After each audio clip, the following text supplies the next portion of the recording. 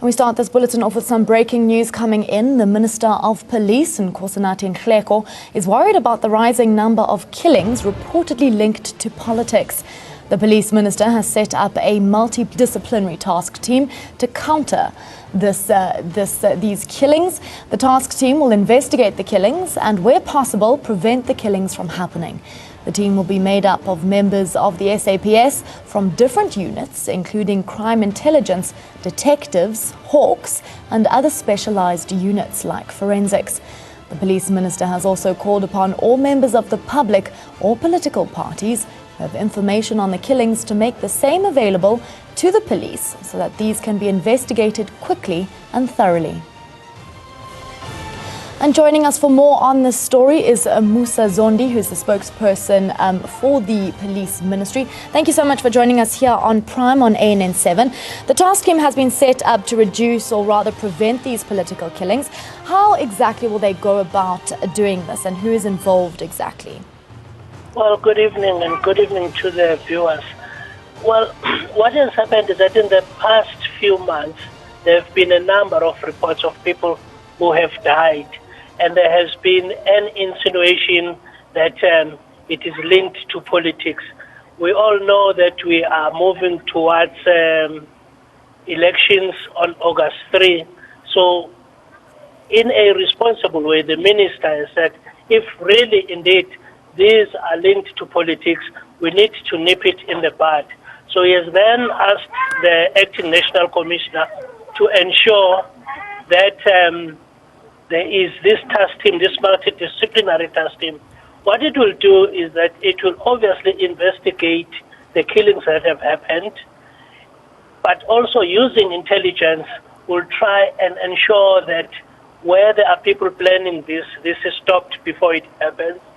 And where it has happened, these multidisciplinary teams will then come together, investigate thoroughly and quickly as possible so that we don't have this hanging cloud of killings as we approach the elections. Now, from your investigations thus far, what have you classified as the reason behind most of these political killings? I mean, a number of political leaders have been killed specifically in the KwaZulu-Natal region. What would you say is the reason behind, this region being targeted? Well, there is a lot of legend of what people say is the reason. And ours is to make sure that we find the real facts that led to those killings, and for those who were involved to be then taken to task and face the full might of the law. So, it would really be inopportune to say these people and those people were killed for political reasons. There's a lot that has been said. We need to investigate and ensure and eliminate all the other possible reasons. And if we then come to the conclusion that it's a political killing, those that are responsible will have to face the law. Now, Mr. Nhleko has appealed to South African citizens to refrain from instigating violence or even using inflammatory language. But I feel many people do. Political leaders are also at fault here too. So what are we doing about this? Well, political leaders need to take the responsibility that they lead.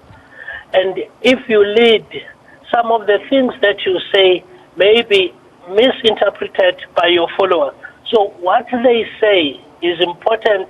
It needs to be said in a clear, unambiguous way so that it's not interpreted to mean that which they don't mean. Because I don't think a responsible political leader will go out and call for war or things like that.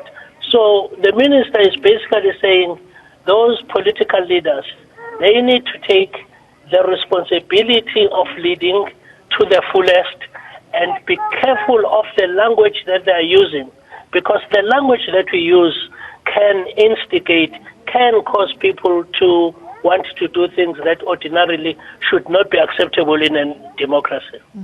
Musa Zondi, thank you so much for your time here on a Sunday. That is the spokesperson to the police ministry, talking about the task team that has been set up to reduce and prevent these political killings that are currently occurring.